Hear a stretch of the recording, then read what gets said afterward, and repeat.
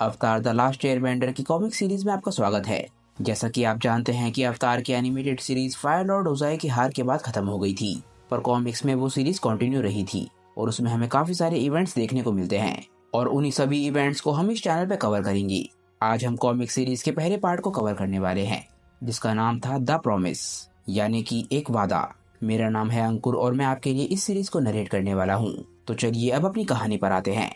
जल, धरती, अग्नि और हवा, एक समय पे चारों नेशंस एक दूसरे के साथ बहुत शांति से रहते थे, पर आखिरकार एक दिन सब कुछ बदल गया, जिस दिन फायर नेशन ने सभी पे अटैक कर दिया। सिर्फ अवतार, जो कि चारों एलिमेंट्स को कंट्रोल कर सकता है, वही फायर नेशन को रोक सकता था। पर जब दुनिया को उसकी सबसे ज्यादा जरूरत थी, तभी वो गायब हो गया। करीब 100 साल बीतने के बाद कटारा और उसके भाई सोका ने अवतार को ढूंढ निकाला, जो कि था एक एयरबेंडर जिसका नाम एंग था।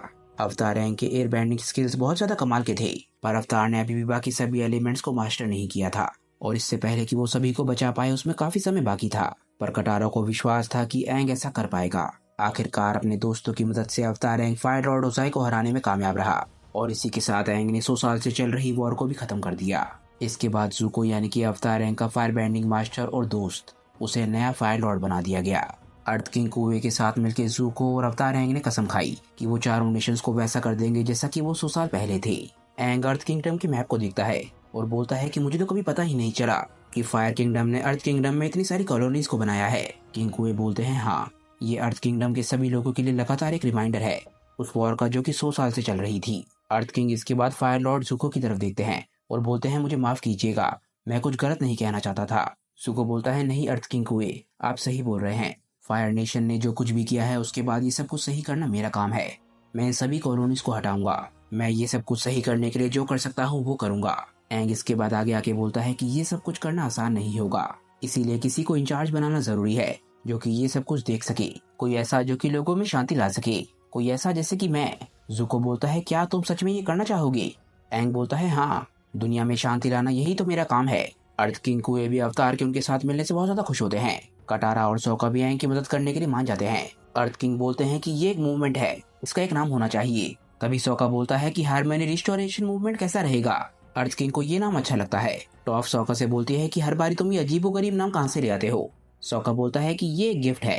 किंग कुए इस मूवमेंट को अनाउंस करने के लिए एक सेलिब्रेशन प्लान करते हैं और आखिरकार उसी दिन एंग और कटारा मान लेते हैं कि वो एक दूसरे से प्यार करते हैं और सोका को भी ये बात पता चल जाती है। कटारा सोका पे चिल्लाती है कि क्या तुम नॉक करके नहीं आ सकते हो? सोका बोलता है कि बाहर आने के लिए किसी को नॉक नहीं करना होता। सोका बोलता है कटारा को उसके सामने किसी को किस नहीं करना चाहिए क्योंकि उसे अजीब लगता है। कटारा बोलती है कि उसका क्या, जब तुम सुकी के साथ पूरे दिन लगे रहते थे, तुम कभी कभार बहुत ज्यादा इमेच्योर बिहेव करते हो। दोनों भाई बहन काफी देर तक लड़ते रहते हैं और आखिरकार एंग को बीच में बोलना पड़ता है। वो पूछता है कि सोका तुम आखिर बाहर क्यों आए थे? सोका बोलता है कि अर्थ किंग कुए के सेलिब्रेशन शुरू होने से पहले वो लोग आपा के साथ बाहर जाने का प्लान कर रहे हैं। ऑब्वियसली एंग इसके लिए मना नहीं करता क्योंकि सभी लोग सेलिब्रेशन के मूड में होते हैं और सभी दोस्त एक साथ बहुत ज्यादा मजे करते हैं। तभी हम देखते हैं कि आसमान में आपा के पास पटाखे फूटने लग जाते हैं और सभी को ये सब कुछ देखने में बहुत मजा आ रहा होता है। आखिरकार अर्थ किंग हार्मनी रिस्टोरेशन मूवमेंट को अनाउंस कर देते हैं और अर्थ किंगडम के सभी लोग बहुत ज्यादा खुश लग रहे होते हैं। टॉफ सोका के साथ मजाक करती है और सभी लोग हंसने लग जाते हैं। तभी एंग नोटिस करता है कि ज़ुको हंस नहीं रहा है और वो ज़ुको को हंसने के लिए बोलता है, पर फिर भी ज़ुको सीरियस ही रहता है। वो एंग से बोलता है कि वो कुछ दिनों पहले अपने फादर से मिलने गया था।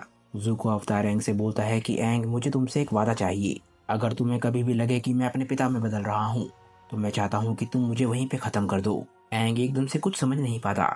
ज़ुको बोलता है कि मेरी फैमिली ने जो किया है मैं उससे भाग नहीं सकता हूँ। वो जानता है कि उसके फादर और फोर फादर्स ने जो भी दुनिया के साथ किया है उसके बाद उसे दुनिया में शांति लानी है।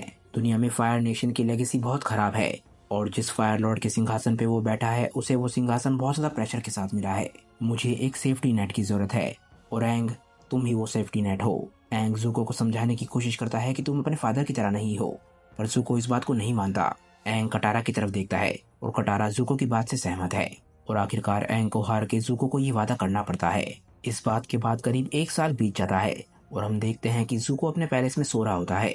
अचानक से ही वो उठता है। ज़ुको बोलता है कि वो कौन था? गार्ड्स रूम के अंदर आते हैं और ज़ुको बोलता है कि कोई उसे मारने की कोशिश कर रहा था। गार्ड्स बोलते हैं कि ऐसा हो ही नहीं सकता क्योंकि वो लोग पैलेस की सबसे सुरक्षित जगह पर हैं।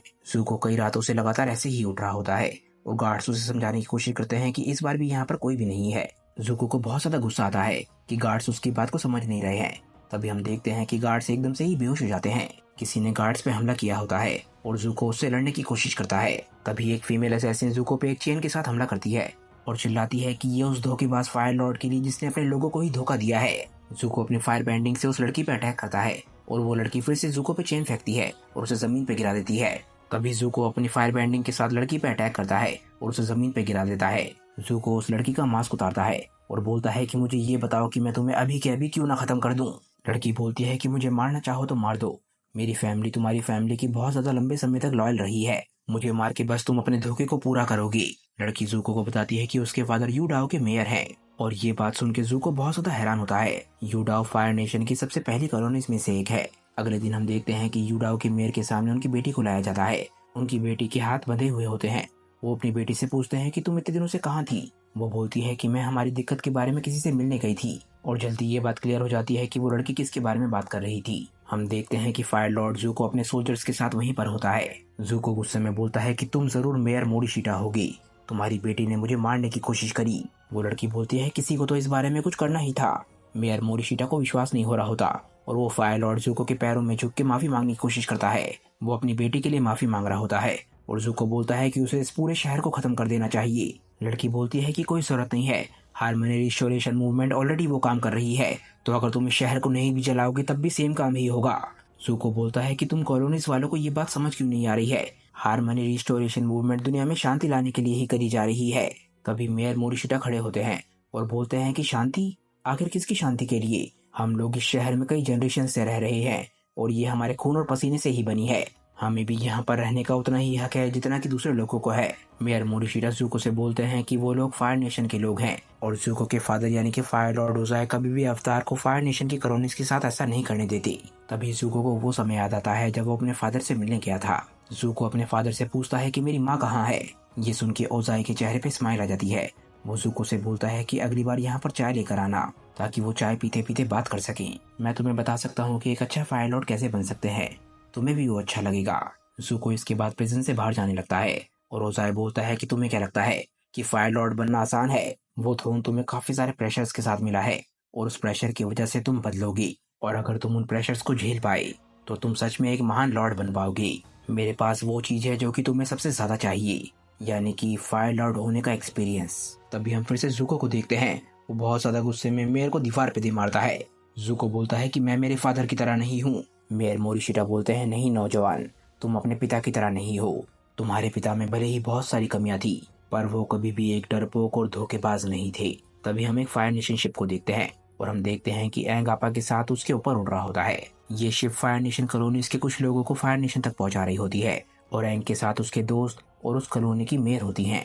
मेयर काफी ज्यादा परेशान लग रही होती हैं और एंग बोलता है कि परेशान होने की जरूरत नहीं है मेयर निशी, काफी सारी फायर नेशन कॉलोनीज वापस फायर नेशन में बस चुकी हैं और उन सभी को यहाँ पर काफी अच्छा लग रहा है। मेयर निशी बोलती है कि वो सभी कॉलोनीज नहीं थी और हमारी कॉलोनी काफी ज्यादा पुरानी है। एंग बोलता है ज़ूको के राज में फायर नेशन काफी ज्यादा अलग है और वो सारे पुराने ट्रेडिशंस को वापस ला रहा है। फिर एंग मेयर को एक फायर नेशन का डांस भी करके दिखाता है। फायर नेशन तक पहुंचने के बाद सभी लोगों का सामान उतारा जा रहा होता है पर वहां पहुंचते ही कुछ सोल्जर्स उन्हें वहां पे सामान उतारने से मना करने लग जाते हैं। सोल्जर बोलते हैं कि तुम लोग कॉलोनी से आए हो, फायर लॉर्ड ज़ूको के आदेश से तुम लोगों को वापस अर्थ किंगडम में लौटना है। फायर लॉर्ड ज़ूको ने हार्मनी रिस्टोरेशन मूवमेंट से अपने सपोर्ट को वापस ले लिया है। सभी लोग ये बात सुन के बिल्कुल चौंक जाते हैं। इसके बाद हम अर्थ किंगडम में बेफोंग मेटल बैंडिंग एकेडमी को देखते हैं। वहाँ पर टॉफ के तीनों स्टूडेंट सिटी गेट्स पे लगी हुई भीड़ को देख रहे होते हैं। तभी टॉफ उनके पीछे आती है और एकदम से ही अर्थ बैंडिंग करके उन्हें हवा में उड़ा देती है। वो अपने स्टूडेंट से बोलती है कि वापस प्रैक्टिस करने जाओ और इसके बाद वो उस भीड़ के बारे में टॉफ को बताते हैं। टॉफ अपनी अर्थ बैंडिंग से महसूस करती है कि उसके स्टूडेंट सही बोल रहे हैं। तभी टॉफ को आपा की आवाज आती है और एकदम से ही वो भाग के जाती है और एकदम से ही खुद को हवा में लॉन्च करती है और एकदम से ही वो आपा पे जाके लैंड करती है। कटारा और सोका टॉफ को देख के खुश होते हैं। टॉफ एंग के बारे में पूछती है और कटारा बोलती है कि वो उसे यहाँ पर देख के खुश है, एंग को इस वक्त सपोर्ट की जरूरत है। कटारा टॉफ को बताती है कि एंग इस वक्त मेडिटेशन कर रहा है ताकि वो अपनी प्रीवियस लाइफ से बात कर सके और कटारा टॉफ को ये भी बताती है कि किस तरीके से ज़ूको ने हार्मनी रिस्टोरेशन मूवमेंट से अपने सपोर्ट को खींच लिया। सोका बोलता है कि ज़ूको ने अपने कुछ सोल्जर्स के साथ खुद को यूडाओ में बंद कर लिया है और वहाँ कोई अंदर भी नहीं जा सकता और वहाँ से कोई बाहर भी नहीं आ सकता। सोका बोलता है कि वो लोग इस वक्त वहीं पर जा रहे हैं ताकि वो समझ सके कि अब वो क्या कर सकता है, क्योंकि शायद उसे अपने वादे को पूरा करना पड़ सकता है जो वादा उसने ज़ूको से किया था। इसके बाद स्पिरिचुअल वर्ल्ड में हम देखते हैं कि अवतार एंग अवतार रुको के सामने बैठा होता है और दोनों के बीच में क्या बातें हुई और एंग और ज़ुको के बीच में क्या होगा, ये हम जानेंगे नेक्स्ट वीडियो में। ये था दोस्तों अवतार द प्रॉमिस का फर्स्ट पार्ट। अगर आपको ये पार्ट अच्छा लगा हो तो वीडियो को लाइक ज़रूर कीजिएगा और नीचे कमेंट ज़रूर कीजिएगा पार्ट 2 के लिए। मैं उम्मीद करता हूँ कि ये नरेशन आप लोगों को काफ़ी पसंद आई होगी। मैं मिलूंगा आपको अगले पार्ट के साथ, तब तक के लिए बाय दोस्तों और थैंक्स फॉर वॉचिंग।